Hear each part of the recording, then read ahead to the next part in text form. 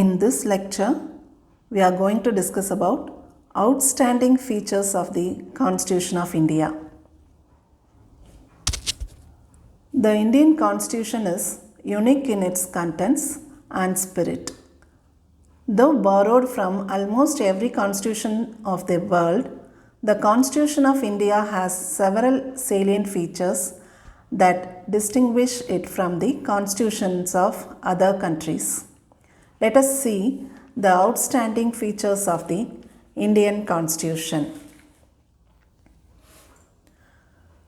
The Constitution of India is the lengthiest of all the constitutions of the world. It is a very comprehensive, elaborate, and detailed document. Originally, the Constitution contained a preamble, 395 articles, and 8 schedules. These 395 articles were divided into 22 parts. Presently, that is in 2019, it consists of 470 articles and 12 schedules. These 470 articles are divided into 25 parts.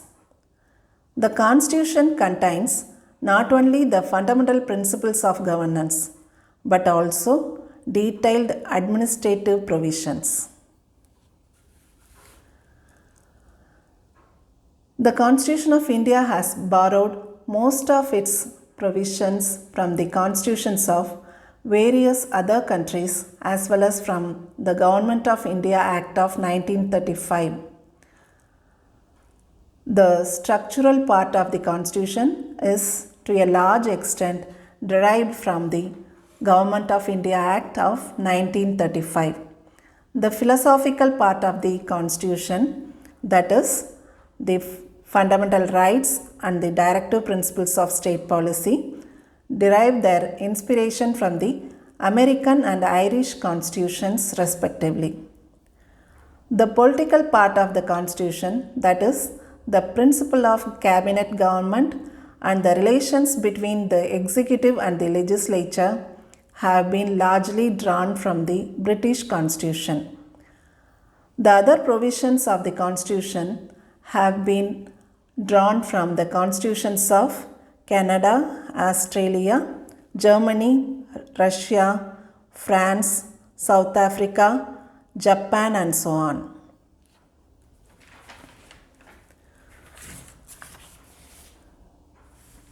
Rigidity or flexibility of a constitution depends on its amendment procedure.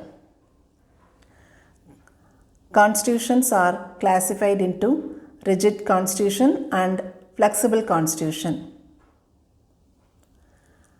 A rigid constitution requires a special procedure for its amendment, as for example, the American Constitution. On the other hand, a flexible constitution can be amended in the same manner as the original laws are made. As far as our Indian Constitution is concerned, it is neither rigid nor flexible, but a blend of rigidity and flexibility. Article 368 provides for two types of amendments. First one is, some provisions can be amended by a special majority of the Parliament, that is, 2/3 majority of the members of each house present and voting, and a majority of the total membership of each house. Second one is, some other provisions can be amended by a special majority of the Parliament and with the ratification by half of the total states.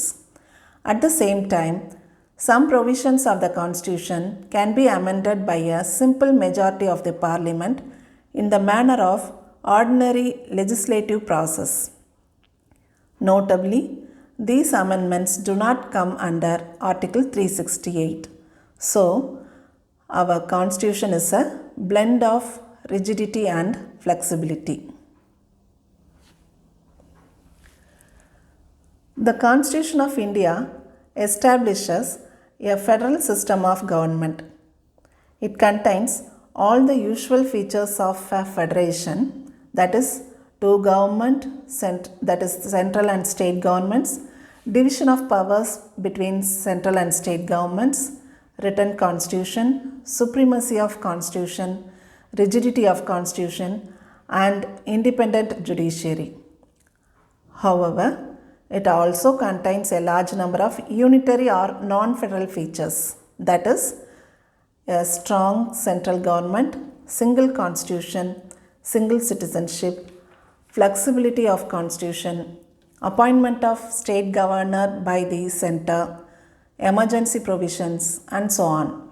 Moreover, the term federation has nowhere been used in the constitution. Article 1 of our Indian Constitution describes India as a union of states, which implies two things. One, Indian Federation is not the result of an agreement by the states, and second one, no state has the right to secede from the federation. So, the Indian Constitution has been described as federal in form but unitary in spirit.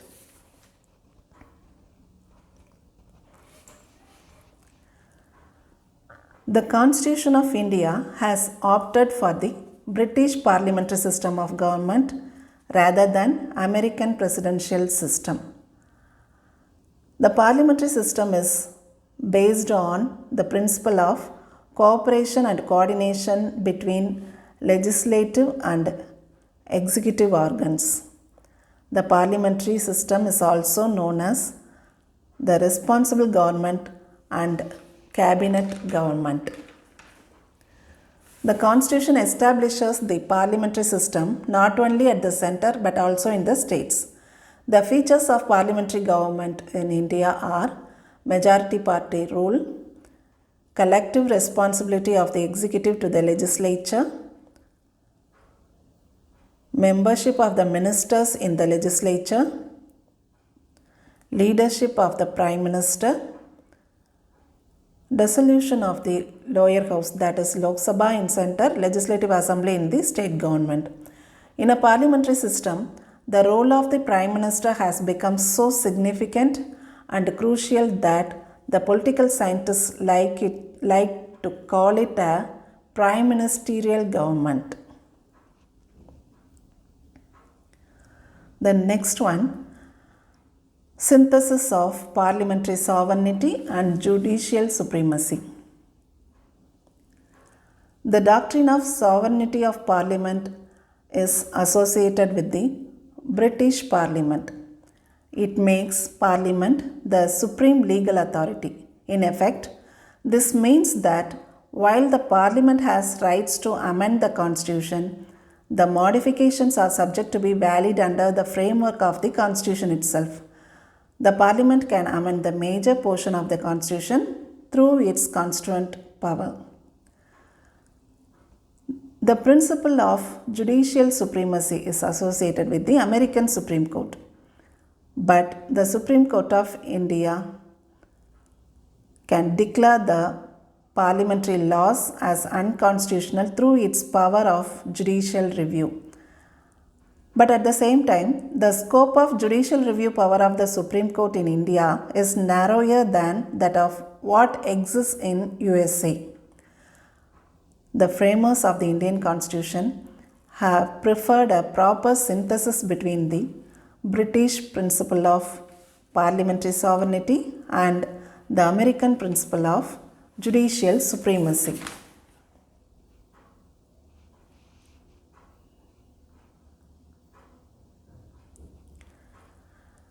The next feature is the fundamental rights.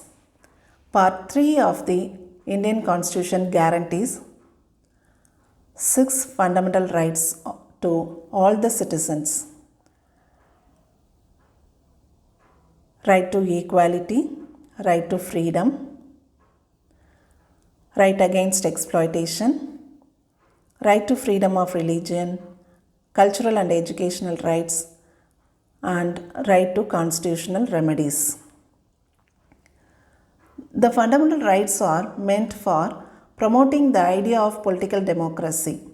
They operate as limitations on the tyranny of the executive and arbitrary laws of the legislature. They are justiciable in nature, that is, they are enforceable by the courts for their violation. The aggrieved person can directly go to the Supreme Court, which can issue the writs of habeas corpus, mandamus, prohibition, certiorari, and quo warranto for the restoration of his rights.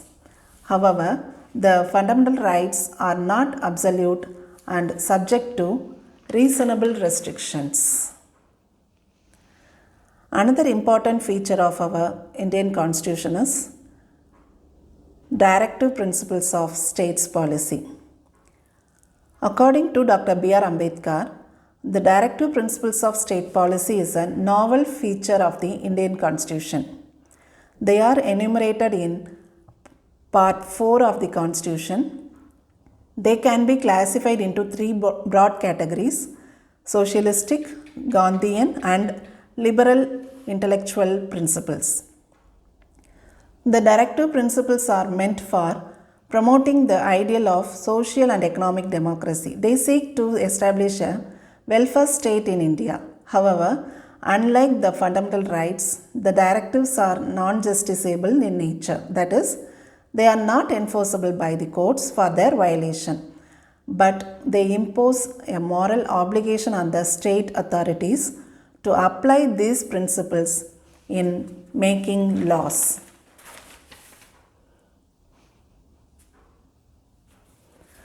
Next one is integrated and independent judiciary. The Indian Constitution establishes a judicial system that is integrated as well as independent. Judiciary is integrated in the sense that the Supreme Court stands at the top. Below it, there are high courts at the state level. Under a high court, there is a hierarchy of subordinate courts, that is district courts and other lower courts. This single system of courts enforces both the central laws as well as the state laws. The Supreme Court is a federal court, the highest court of appeal, the guarantor of the fundamental rights of the citizens and the guardian of the Constitution. Hence, the Constitution has made various provisions to ensure its independence, like security of tenure of the judges, fixed service conditions for the judges, ban on practice after retirement, power to punish for its contempt vested in the Supreme Court, separation of the judiciary from the executive, and so on. And finally, universal adult franchise. The Indian Constitution adopts universal adult franchise as a basis of elections to the Lok Sabha and the state legislative assemblies. Every citizen who is not less than 18 years of age has a right to vote without any discrimination of caste, race, religion, gender, literacy, wealth, and so on. The voting age was reduced to 18 years from 21 years in 1989 by the 61st Constitutional Amendment Act of 1988. The introduction of universal adult franchise by the Constitution makers was a bold experiment and highly remarkable in view of the vast size of the country, its huge population, high poverty, social inequality, and overwhelming illiteracy. Of course, universal adult franchise makes democracy broad-based, enhances self-respect and prestige of the common people, and upholds the principle of equality. Thank you. If you find this lecture useful, press the like button, subscribe to my channel for notification of updates, share this video to whomever it may be useful. Meet you soon again.